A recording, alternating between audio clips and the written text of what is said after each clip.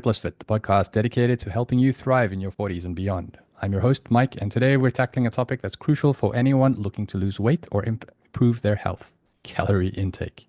It's tempting to drastically cut calories for quick results, but how low is too low? Joining me today, as usual, to shed some light on this important issue is Twain, our head coach here at 40 Plus Fit. Twain, welcome to the show. How are you guys doing? I am about to, try to go deep into this topic here. I have all these thoughts because prior to this start of the recording, I was just thinking about all the different studies that I remember relating to low calorie intake. So I'm eager to get into this, man. And as a little hook, I suppose, to this, you'll be surprised at some of the things that I might be, about to share with you regards to calorie intake. So let's kick it off. Let's go. Because we see a lot of information out there about calorie deficits, but it's not always Yeah. about the warnings about going too far. So let's just jump right in and then.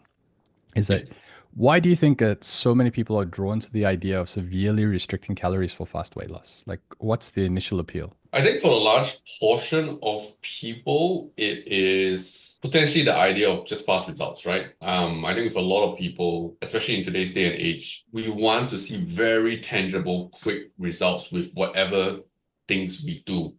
So if I put in an effort, I expect almost one-to-one response or one-to-many response, kind of a high ROI on whatever investment I put in.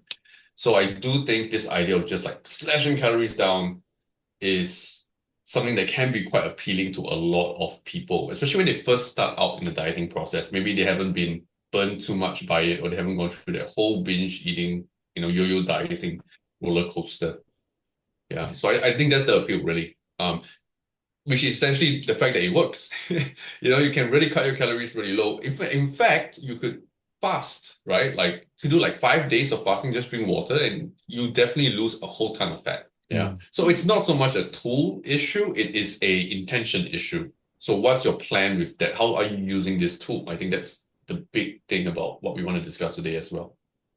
It's a tool just like any other, I think right? it's true, right? Like a hammer can be a weapon or it can be a helpful tool. This Yes. kind of thing. Or By the by other the weapon, I other mean it can smash your thumbs or, or it can actually work and hit the nails. there's that saying, right? Which is if you only know how to use a hammer, then every problem looks like a nail. Yes, true. Yeah. So today we're going to talk about this hammer that we have of very low calorie diets, essentially. So, When to apply it, I think would be the best way to go about this. all right. So if we were to define it, right, is there a magic number when it becomes a minimum calorie intake, or is there like some general guidelines that we could be aware of? Keeping in mind that the audience Yes. is over 40. Yep. Yep. So I think with regards to that, like usually when we give or we try to define perimeters, it would usually not be an absolute number. Most of the time, it's something like 40% of your intended intake. So 40% deficit will be considered a really low, an aggressive deficit already. So example, if you are supposed to be taking 2,000 calories a day, let's say your maintenance is 2,000, a 40% deficit would be roughly about 1,200 calories. So that's an 800 calorie deficit. Okay, so that's considered a really low calorie diet. But at the same time, in the research studies that have been conducted on like extremely obese individuals whose maintenance would naturally be much, much, much higher, they've actually gone as low as uh, something like 800 calories. There's some studies that where they did 420 calories a day. There was one study which was on women, obese women, I believe, and it was a 4 to 6 month study. I think it was middle-aged obese women. So you're talking 45 onwards. And they did a very low calorie diet. It was like 420 calories a day. But they made it a point to ensure the protein was really high. Protein was 70 grams. So if you're only eating 420 calories a day, 70 grams of protein times 4 is about 280 calories. So majority of your calories is coming from protein. And then what they did is they also gave them a lot of fiber, a lot of veggies, to kind of keep the volume up as much as possible. But the overall energy intake was only 420. The best part about the results is this, right? It showed an average weight loss, I believe, of I think most of them lost about 20 kilos, 4 to 6 months. Most of them lost about 20 Whoa. kilos. And the amount of fat that they lost out of that 20 kilos on average was about 83%, I believe, 83 or 85% of that Whoa. total amount. And the lean body mass was the remaining, right? So lean body mass doesn't mean muscle. Lean body mass also includes water as well. So they really lost a very, very small amount of muscle in the process. And most of them lost like 20 kilos. So you can see there is an efficacy for using this tool of very, very low calorie diets. Hmm. But as we talked about, I think, or we will discuss later, a lot of it is like, when do you apply it? Who is it suitable for? What's the situation you might want to try to apply it for? Correct, correct. One thing though, before we move on, is that we use the word maintenance quite a lot here. Oh, We might yes. have people that are visiting us for the first time or listening to us for the first time now. Yeah. Could you just give a very brief description of what you mean by maintenance?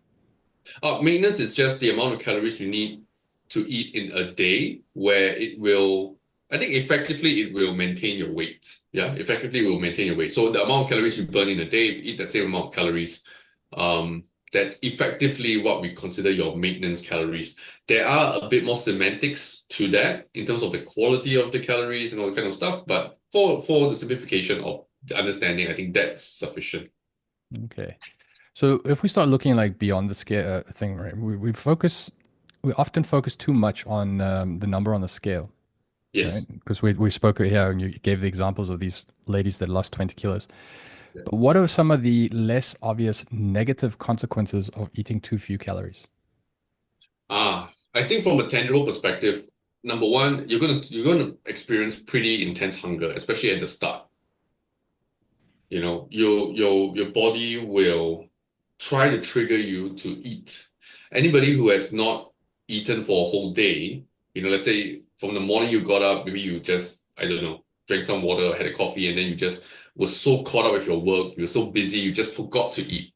It happens, right, for some people. So you were working throughout the whole day for whatever reason. And then by the end of that, you're suddenly like, oh man, when you stop and you finish your work and you're sitting down at the end of the day, you're thinking, shit, wow, I'm so hungry. I'm so crazy hungry, man. I could eat like a horse, and then you end up ordering pizza, whatever it is, and you just, eat a whole extra large pizza. So I think the first thing is hunger, right? A lot of times people will experience a level of hunger that is beyond what they are ready to tackle. Much in the same way that if you go to the gym for the first time, and you put 100 kilos on the bar, you've never squatted before.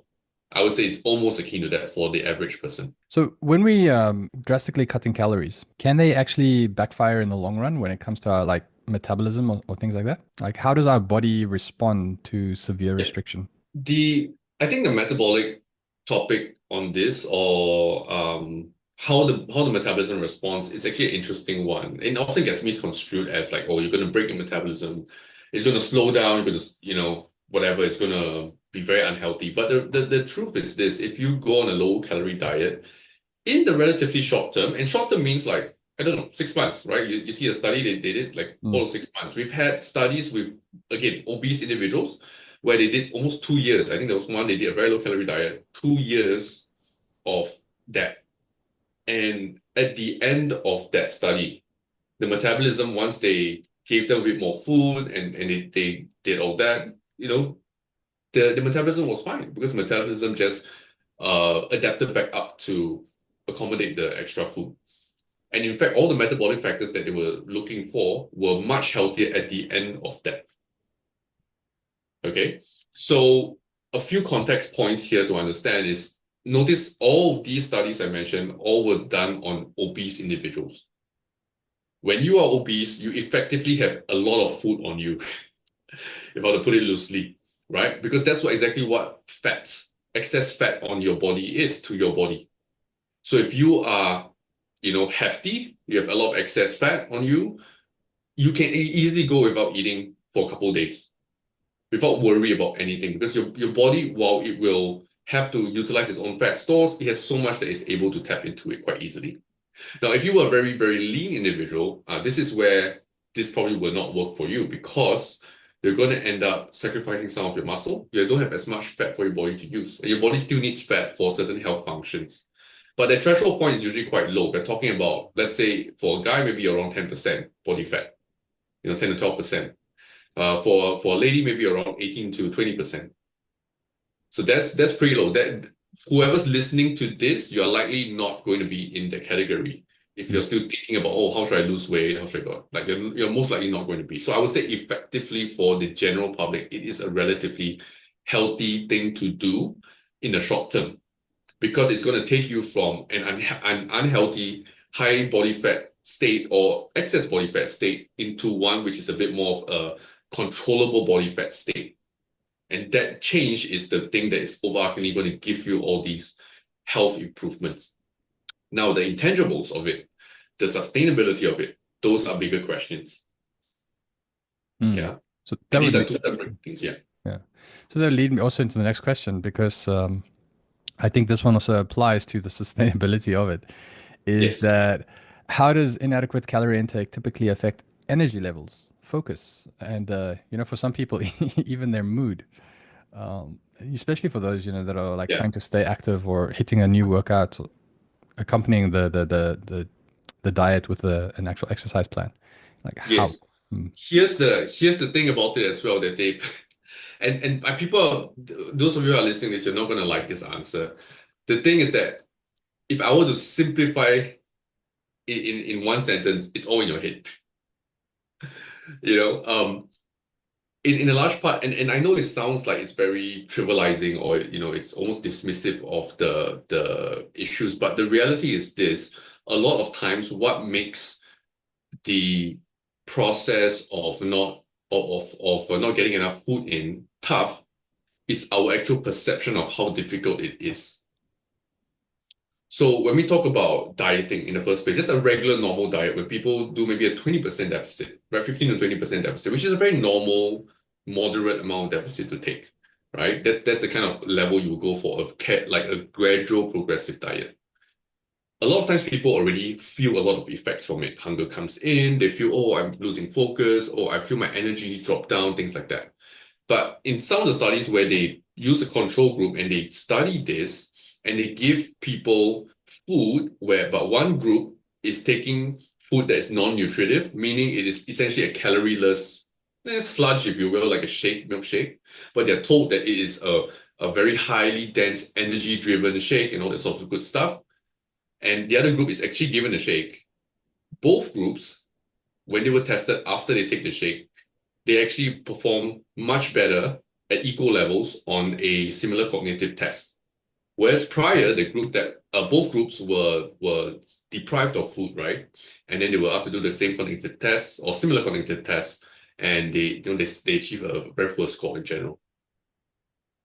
So you can see it's not so much, at least from that conclusion or the conclusions that you can draw from that will be that it's not so much that we need actual calorie energy. We maybe just need to have the feeling like we are fed, we are feeling full, right? We have something in the stomach, things like that.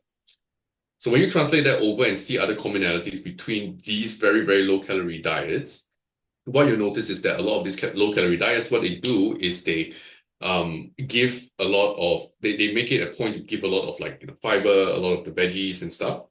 And there's actually a very popular dieting style called protein sparing modified fast, where essentially people go on a really, really low calorie diet. They still train hard, but they get a lot of protein in, and it's typically about 0.8 to 1.2 grams per pound. So you're talking about the average of 2.2 grams per kilo. So if you are like a 80 kilo person, you'll be taking 180 kilos of protein. So pretty much it's purely protein, no carbs, no fats, or as minimal carbs and fats as you need to. You just take a couple of supplements to ensure general micronutrient health and a little bit of just a little bit of fat to ensure, because it's a short-term thing, right? So a little bit of fat to ensure that we don't, your hormonal profiles don't drop down. And then there's a whole ton of fiber that you include in as well. So what happens is when you do it that way and you're training hard, adding resistance training, you actually retain a lot of muscle where your body just rapidly loses a whole bunch of fat. Now, is it easy to do? No. Is it simple? Honestly, it is. And the thing is, it's meant to be a short-term thing. And when I say short-term, most people run this for like 4 to 8 weeks. And the best part is that most people that go into it, if you are mentally prepped, you have a certain expectation, or you have at least some experience with hunger and managing your own hunger, you're not so reactive, you don't have issues with cravings and all that you have to solve first. Most of them find that beyond the first week, actually they adjust to it, meaning they don't feel anything. They feel normal after that. So your body can adjust, I think is the biggest thing I'm saying. And a lot of that comes from our anticipations and preconceived notions of what the experience is going to be like. That colors it for us. I think there are some exceptions though. Like we're probably assuming Uh, here that we're speaking about the general population, right? When we're talking and we're saying that kind of statement. Like I yes. think we've discussed this before, probably on the podcast and off, where we're quite similar as in that we can wake up, we can just get to work, we can work until 11 p.m. at night, and then we're Yep. like, oh man, I haven't eaten. And then we just go whack our daily meals worth of calories in like a couple of quick meals there. Yep. But then you get people like my wife. My wife can't skip meals. If she skips a meal, then she gets bouts of dizziness and other stuff as well that start to appear for her. So she has Yes. to take her meals at set times. She has to consistently eat throughout the day. She cannot Yeah. skip meals. So I think that also just needs to be said here is that when we're talking from here and we're giving that particular kind of advice there, that's probably towards the general population. So if you do have these kind of things where you experience any kind of dizziness or anything like that, do go see a general practitioner and get Yeah. See, checked out. yeah. Don't You, say because Twain said it's all in my head. yeah. Do yeah. No, I think obviously we have to have the disclaimer, the liability disclaimer, like, because again, well, whatever I'm saying here is just it's just studies, right? Like Mm, studies are not real life, essentially. right. And the thing about humans is humans are colored by a lot of different individual traits and characteristics. Okay. So human perception is such a varied thing. Everybody's experiences color the way they perceive things so differently. Yeah. So even though I can say all these things that like from a physiological point of view, like you will be okay. If you don't truly believe that, or you don't, or you're not reassured to believe that, it will not work for you to a large degree because the mind kind of really controls a lot of how we perceive and feel. Mm, So a lot of times, and that's a thing that everybody's individual on. So there's this concept. So I can use a different concept here to illustrate that, right? And there's this concept called food noise. Okay, so food noise is basically if you're somebody that's always thinking, oh, when's my next meal going to come in? When's my next, what am I going to eat later? If that is you, you might have what we consider a very, very high level of food noise. Okay, what's the reason for that? Hey, it could be childhood conditioning, it could be different things, it could be environmental, blah, blah, blah. Certain things we can control, certain things maybe they are a bit more internal, right? Where you actually need to seek some level of introspection and understanding of and recognizing and accepting that maybe there's a certain pattern to that and then working to actually overcome that. But for some people, the reality is that your food noise is just going to be naturally higher. For other people, their food noise is going to be lower. So So the tricky part is trying to separate the self-perception from the actual reality, which I think a lot of people struggle with because it's not something that we are taught to do. It's not something that people think to do. And it's also not something that people have the mental bandwidth to go and tackle as well, right? Um, yeah, so it's funny because if you have very high food noise, then trying to diet can be a nightmare for you because if you're already normal eating regularly, let's say if you're eating regularly and you're gaining a lot of weight already, so you're already eating in a surplus, but you'll have this very high food noise. So the issue is you need to solve all these things first, solve your relationship with food, solve and build your tolerance against like, why is it that I have all these cravings? Why is it that I have all these this excess need to keep eating a lot? Because that's clearly supra average, right? Like that's beyond what it should be so-called the normal. Whereas the baseline would be like, oh, I eat until I feel satisfied and then I stop. Like that's baseline. And then there's people that's under that baseline, like myself, who's like, I can eat, not eat the whole day, I can forget to eat. And then I was, oh shit, I gotta remember to eat, I gotta hit my macros, that kind of thing. So the people on this side of the fence, there's people on the other side of the fence. Yeah. Mm. So these are the individual aspects that we all, of course, we work with on a case by case basis for sure. But if you do have stuff like, you feel some dizziness, you feel some of these stuff, I would reckon there might be other lifestyle factors to consider. Example, could it be the fact that maybe your body's just not very strong? You're not very active and exercising like intently to preserve a higher level of function. That could be an issue. And most of the time when you talk to people like that, maybe they're not training with weights at all. Maybe they just do a lot of running. That's it. So they don't have a lot of muscle, for example. Or maybe they don't even exercise at all, which is the case for a lot of people that we talk to. They don't exercise at all, and then they are like just generally experiencing a lot of these issues. And a lot of these things can easily be solved if you just started lifting some weights, doing some cardio, eating healthier, eating more protein. The problem is that it's very hard to give those as solutions because it will sound very dismissive to a lot of people because it invalidates a lot of the experience that they feel.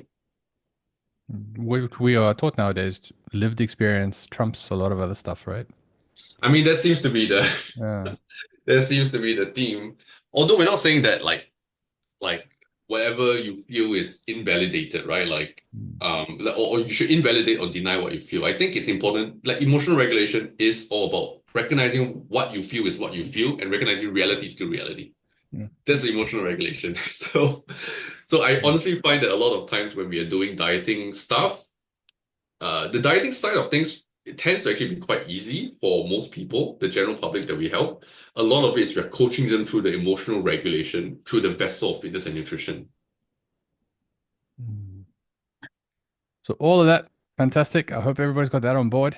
But I still maintain though that if you do experience for Yes, safety, please, if you please do make sure you go experience and any see a bouts of doctor, dizziness and everything, do go see see a your general doctor, see practitioners. a And just nutritionist, see a ensure, diet. because if they can get the personal checkup on you, it's better than us giving you the general advice here via Oh. podcast. Hey, So as Twain is this, saying, he's giving you the information that has been done on certain sections of the public, and the studies have been done, and these are the outcomes that have been given. So he's just yeah. reflecting upon those studies and the results of them.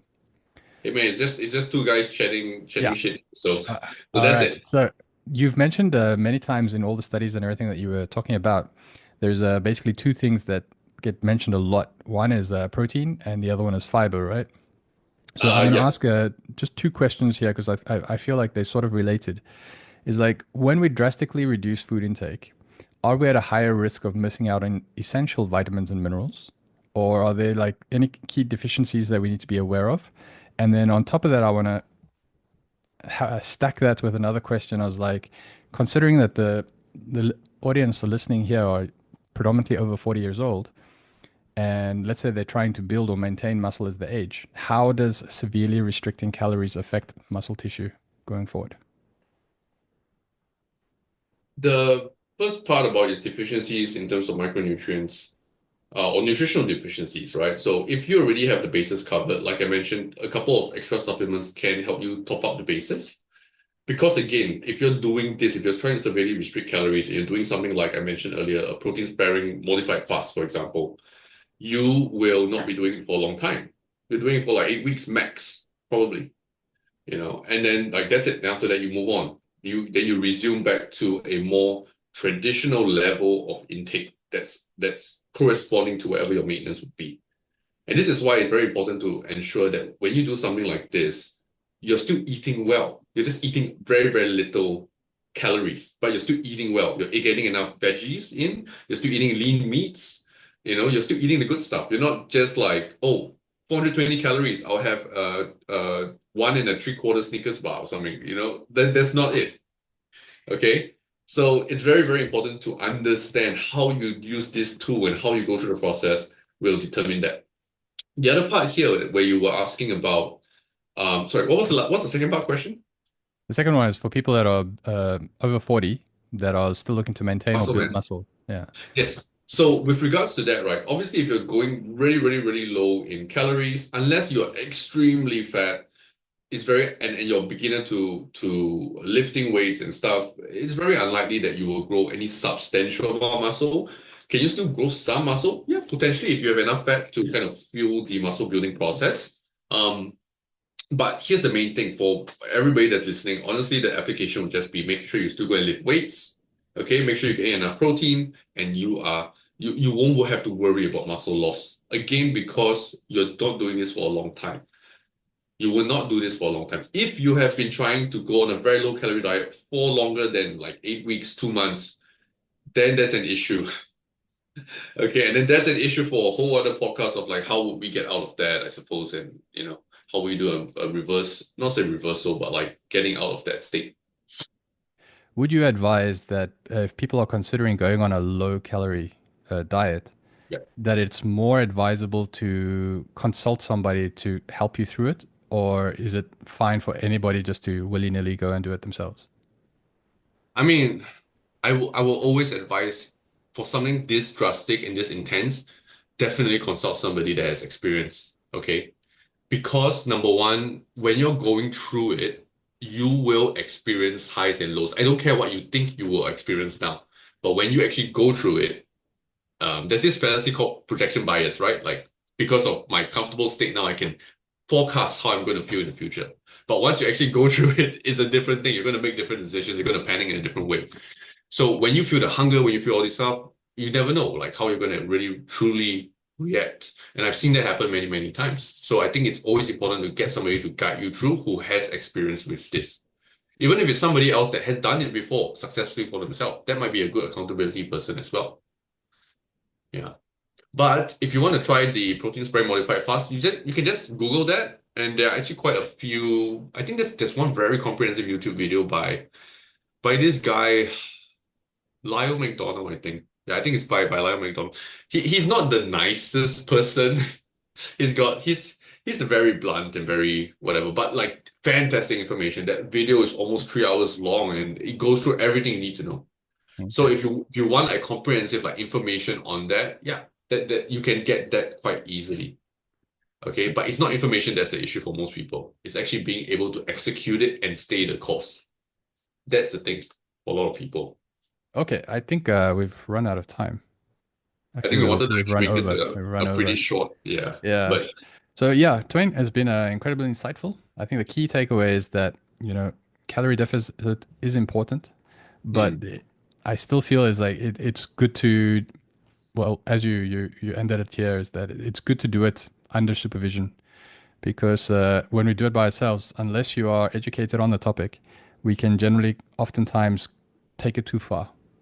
yeah, And so it's really I about do agree. finding a sustainable balance that nourishes our bodies while also supporting our goals. You have any? Which by the way, I want to add in a quick little plug here for our 28-day women's macro challenge. Yeah. Yeah. So if you're trying to learn how to do flexible dieting, if you're trying to get started with the dieting process, but you want to do so in a very healthy, sustainable way, I have a product and a program running at the moment, and it probably will keep running, which is called the 28-day Women's Macro Challenge. So you can put it in the description, I suppose. Yeah, I'll put it in the description. You can also go Yeah. find it on So our website, we'll 40plusfit.com. Yep, and you can check it out. There's more information there, but basically it's a way to work with me in a kind of more of in a group setting because I've already done up the whole program and you will get daily emails from me or my system really, coaching you through the process. And there's a whole setup process that allows you to calculate exactly how much you need to eat, how to plan out your meals, and then we take it from there. So you get this kind of like daily coaching from me, and I'll support you in a big community group as well. Okay. So Yeah. awesome. So we cut it there. If you found this episode helpful, do share with your friends on YouTube, Spotify, Instagram, or you can even find us on YouTube, Spotify, and Instagram. And then don't forget to subscribe to us if when you find us, if we can put it that way. When you do. And then we'll join us on the next episode. Until then, take care and listen to your body. I'll see you guys. Thanks, Mike. All right, ciao.